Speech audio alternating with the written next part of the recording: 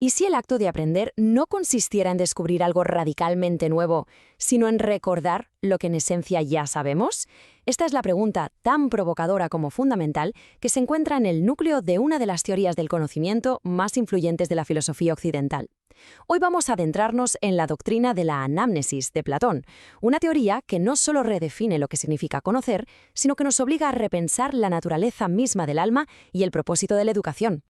Platón nos sitúa ante una paradoja, lo que en términos filosóficos se denomina una aporía, esto es, un camino sin salida aparente.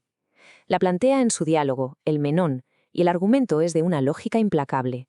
Pensemos en ello. Si uno ignora por completo qué es algo, ¿cómo puede siquiera comenzar a buscarlo? No sabría en qué dirección mirar, ni tampoco podría reconocer la respuesta correcta en caso de encontrarla. Por otra parte, si ya lo conoce, la búsqueda es, por definición, innecesaria. Este dilema, a primera vista, parece paralizar por completo cualquier empresa de conocimiento. Pues bien, la solución que Platón ofrece a esta aporía es tan audaz como elegante. En rigor, no aprendemos nada nuevo. Todo conocimiento auténtico es, en realidad, un acto de reminiscencia, un recuerdo. Las verdades esenciales, las ideas fundamentales, no se adquieren del mundo exterior a través de los sentidos. Al contrario, residen ya en estado latente en nuestra alma inmortal. Una idea así, que ciertamente desafía nuestra intuición, se sostiene sobre una argumentación fascinante que Platón no expone de forma dogmática, sino a través de una poderosa alegoría. Para demostrar su teoría, Platón no redacta un tratado sistemático. En su lugar, nos invita a presenciar una escena, casi teatral, en la que su maestro, Sócrates, entabla un diálogo con un personaje completamente inesperado, y a través de esa conversación revela una verdad profunda sobre la naturaleza del saber. Es precisamente en el diálogo del Menón donde el concepto de la anámnesis cobra vida de una forma dramática y memorable. La escena que Platón describe es magistral. Sócrates pide a Menón que llame a uno de sus esclavos, un muchacho que, insiste, no ha recibido instrucción alguna en geometría. Trazando figuras en la arena, Sócrates no le enseña nada, se limita a interrogarle sobre un problema geométrico: cómo construir un cuadrado cuya área sea el doble que la de un cuadrado dado. Mediante una serie de preguntas precisas, el esclavo, razonando por sí mismo, llega a la solución correcta. Aquí vemos la mayéutica socrática en acción. Sócrates no actúa como un maestro que vierte conocimiento en un recipiente vacío, sino como una comadrona, una partera intelectual que, con sus preguntas, ayuda a que el alma del esclavo dé a luz un conocimiento que ya albergaba en su interior. La conclusión que Platón extrae de este experimento es, por tanto, inevitable y contundente. Si el esclavo no aprendió la geometría en esta vida, y si nadie se la ha enseñado ahora, ese conocimiento debía preexistir en su alma. Tuvo que haberlo adquirido en una existencia previa, en un tiempo anterior en el que el alma, libre de las ataduras del cuerpo, contempló directamente las verdades eternas. Por lo tanto, lo que comúnmente llamamos aprender no es otra cosa que recordar. Anámnesis.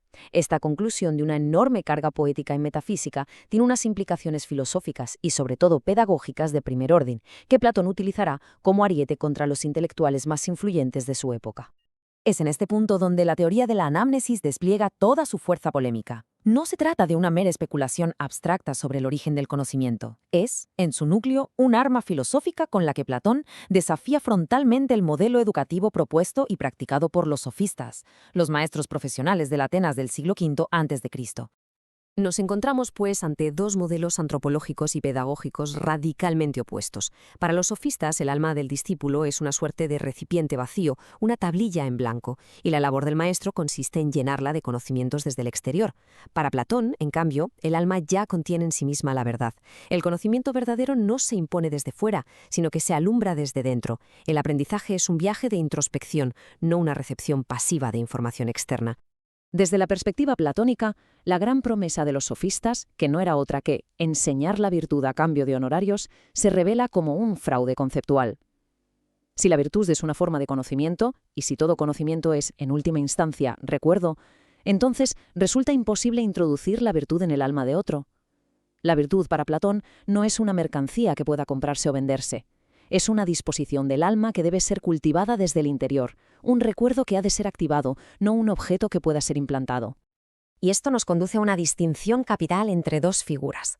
Por un lado, el sofista, que se presenta a sí mismo como un maestro, un sabio que posee un conocimiento y lo comercializa. Por otro lado, El filósofo. El filósofo es, etimológicamente, un filósofos, es decir, un amante de la sabiduría. No la posee, sino que la ama, la anhela y la busca incesantemente. El verdadero educador para Platón no es el que ofrece respuestas, sino el que formula las preguntas adecuadas. No es el que se proclama sabio, sino el que, como Sócrates, reconoce su propia ignorancia como punto de partida indispensable para la búsqueda de la verdad. Ahora bien, llegados a este punto, es fundamental proceder con cautela. Interpretar la anamnesis de una forma exclusivamente literal como el simple recuerdo fáctico de una vida pasada supondría quedarse en la superficie de la alegoría platónica. Debemos preguntarnos, ¿qué significa realmente recordar en este contexto? ¿Se trata de un antes biográfico o hay un sentido más profundo en esta metáfora? El mito de la preexistencia del alma es un vehículo conceptual, una imagen para expresar una idea filosófica mucho más sutil y profunda. El tiempo anterior del que nos habla Platón no debe entenderse en un sentido meramente cronológico, como un antes en el calendario de la vida del alma. Se trata más bien de un antes lógico, de una prioridad en la estructura misma del conocimiento. Hay un saber que es condición de posibilidad para cualquier otro saber empírico. Reflexionemos sobre esto. Para que podamos observar dos maderos y juzgar que son más o menos iguales, es imprescindible que poseamos de antemano una noción de la igualdad en sí misma, de la igualdad perfecta, con la cual comparamos los objetos imperfectos que nos ofrecen los sentidos. De igual modo, para reconocer un acto particular como justo, debemos tener ya una idea previa de la justicia en sí. No aprendemos estos conceptos universales a partir de los casos particulares. Al contrario, los casos particulares solo cobran sentido porque ya poseemos de alguna manera el universal. Este conocimiento de los conceptos puros es, por tanto, previo en un sentido lógico y estructural. Es el fundamento sin el cual nuestra experiencia del mundo sería ininteligente. Esta distinción entre un conocimiento previo, fundamental, y el conocimiento que adquirimos a través de la experiencia nos conduce directamente a otra de las grandes dualidades del pensamiento platónico, la diferencia radical entre la mera opinión, la doxa, y el conocimiento verdadero o ciencia, que Platón denomina episteme. El objeto de ese recuerdo, de ese conocimiento fundamental que el alma posee, es lo que Platón denomina el eidos, la forma o la idea. No se trata de este triángulo concreto dibujado en la arena, que es imperfecto, sino de la idea universal y perfecta del triángulo, con sus propiedades matemáticas exactas.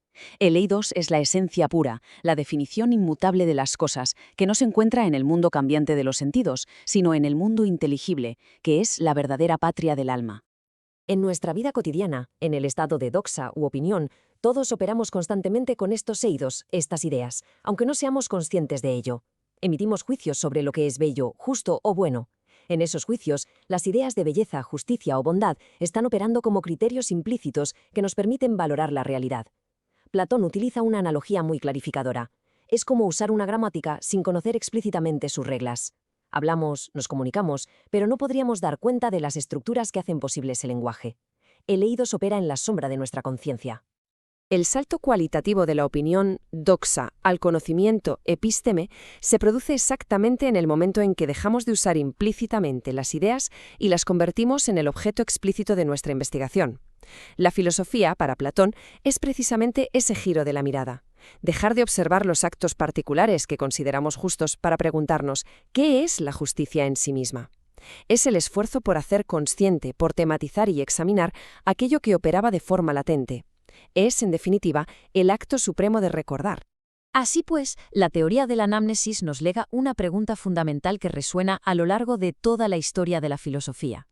Nos invita a considerar que el aprendizaje más profundo no es una acumulación de datos externos, sino un proceso de autodescubrimiento, un viaje hacia el interior. La pregunta clave, por tanto, no es tanto qué podemos llegar a aprender del mundo, sino qué conocimiento esencial yace ya en nosotros, esperando no ser adquirido, sino simplemente recordado.